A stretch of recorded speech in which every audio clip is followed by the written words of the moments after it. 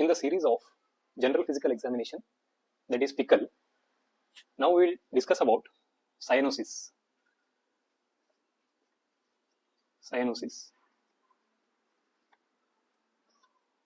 First, about definition.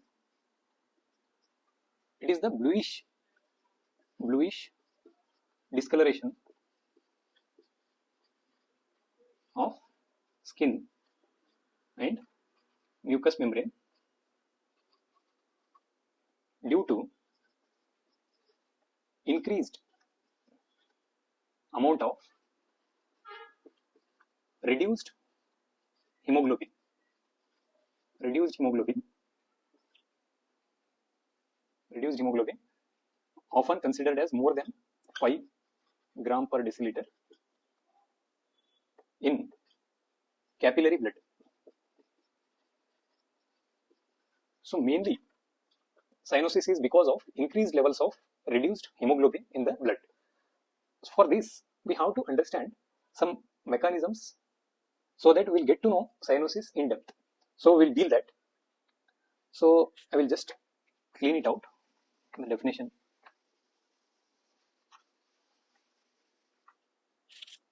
So this is the arterial side, as we all know, and it will give rise to capillaries,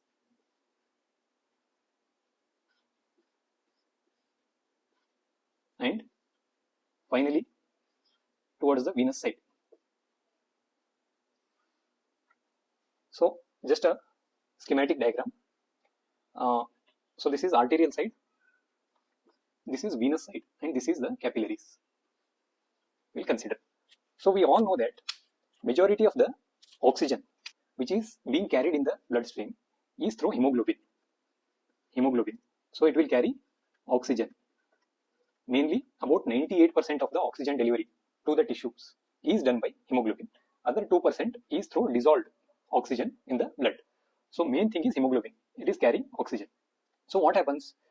Hemoglobin will travel in the blood from arterial side, and when it reaches the capillaries near tissues, peripheral tissues and all other tissues, oxygen will be extracted.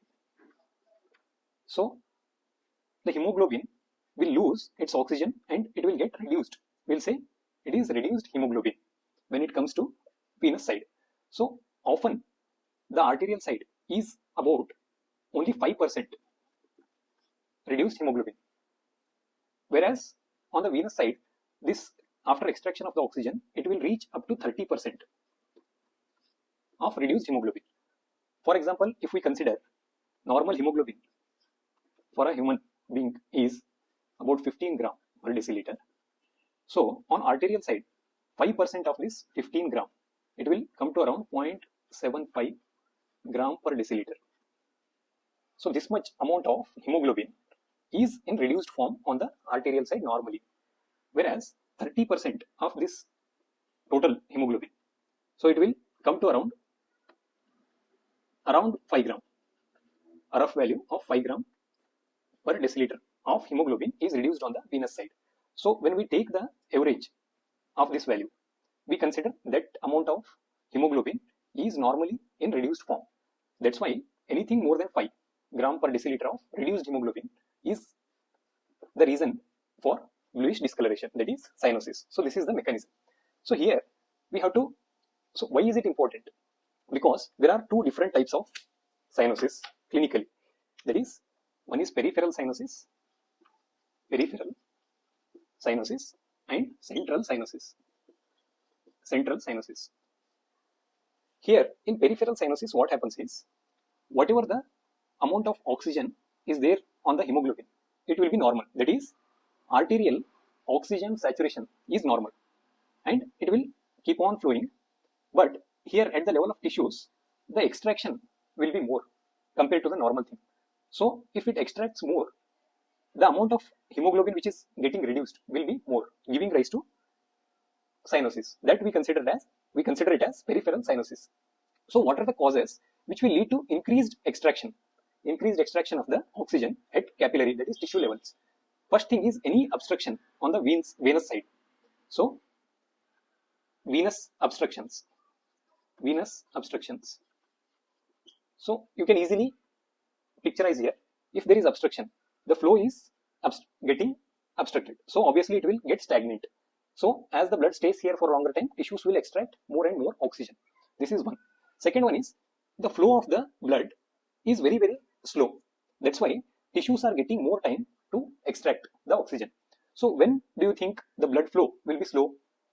There are few conditions. For example, if there is hyperviscosity, of the blood, which is seen in polycythemia or multiple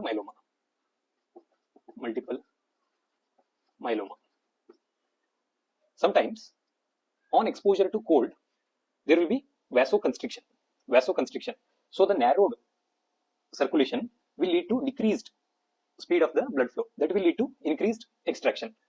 So vasoconstriction, often seen in Raynaud's phenomena of some connective tissue diseases, for example, systemic sclerosis. Then on exposure to cold, and sometimes due to congestive cardiac failure. So here, heart is not able to pump the blood. So the amount of blood reaching the tissues will be low. So whatever the amount of blood is reaching there, tissues are in hunger to extract the oxygen. So that will yield more amount of reduced hemoglobin. So that's why congestive cardiac failure can also lead to peripheral cyanosis.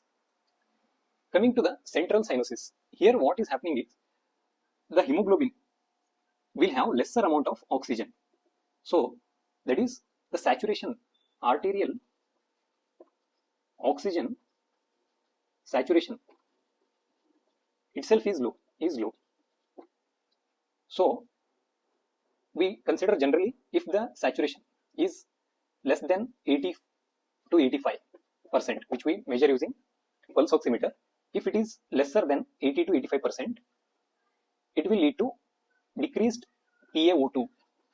That is, it is an indicator of decreased partial pressure of oxygen in the arterial side.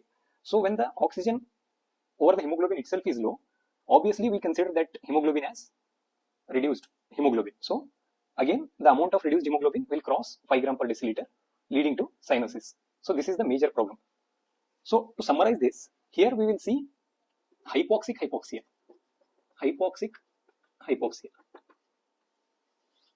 Whereas in peripheral cyanosis, what we are seeing is either the blood flow is slowed down, so that is called as stagnant hypoxia, or increased utilization of the or extraction of the oxygen, so that is called as overutilization hypoxia.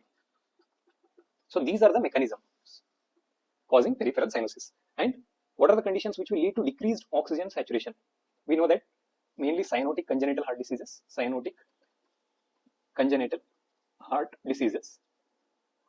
even acute pulmonary edema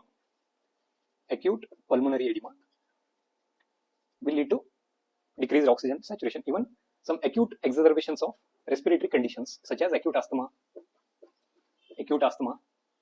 or acute COPD, sometimes acute pulmonary thromboembolism or some foreign body obstruction, all these will lead to decreased oxygen saturation. And one more thing we should not forget is high altitude. So these are some conditions which will lead to central cyanosis. Now, how to differentiate clinically? That is, what are the sites to look for peripheral and central cyanosis? So mainly for peripheral cyanosis, we will commonly look at the tip of nose or the ear lobule or the lips, that is mainly outer surface. So outer surface of lips, even the tips of fingers and toes,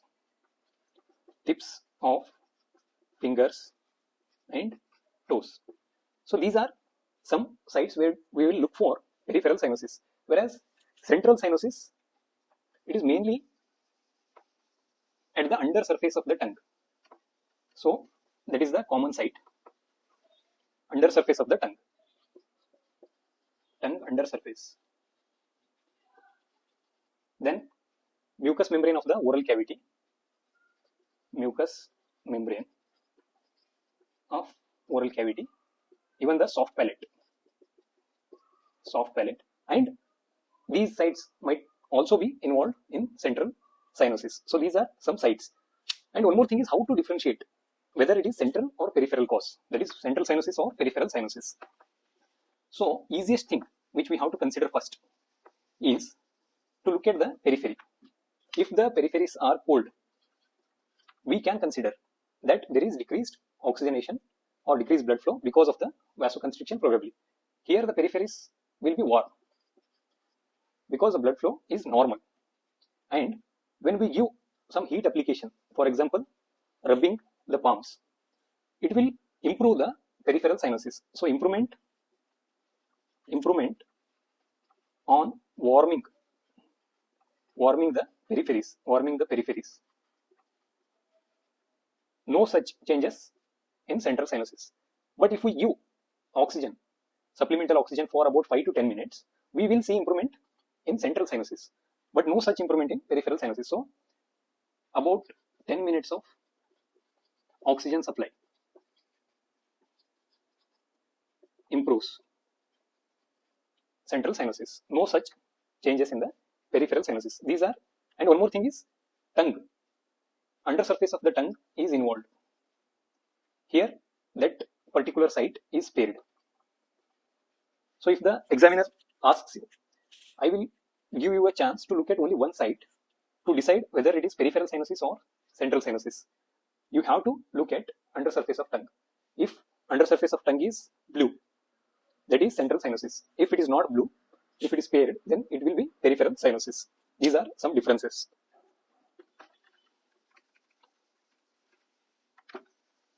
And sometimes related to this mechanism, one important common sense question comes, that is, suppose there is hemoglobin of less than 5 gram per deciliter hemoglobin, that is severe anemia.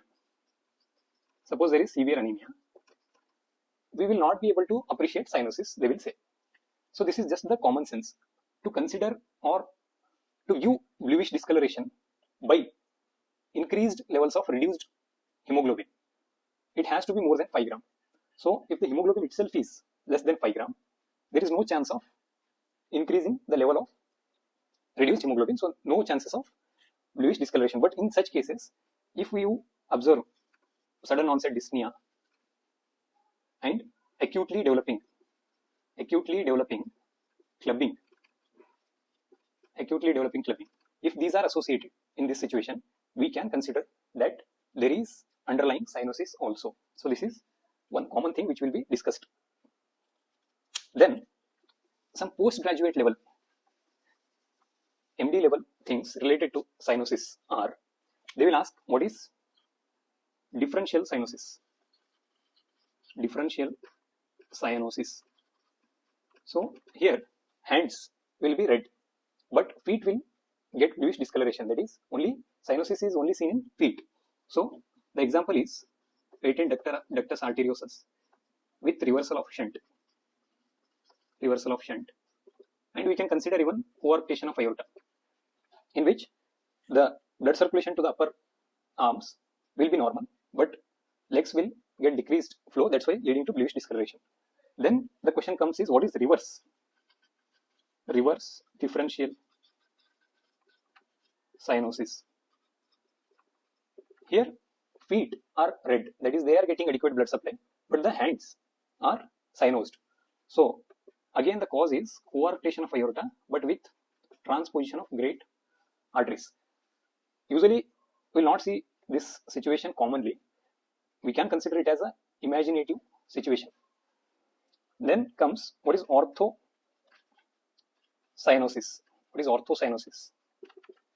You might have heard about orthodeoxia, in which there will be decreased saturation when the person takes upright or sitting posture.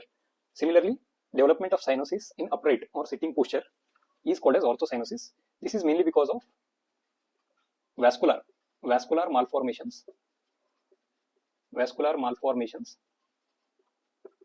in the pulmonary circulation. Then comes what is enterogenous cyanosis. Enterogenous, or also called as pigment cyanosis. This is when there is increased levels of self-hemoglobinemia,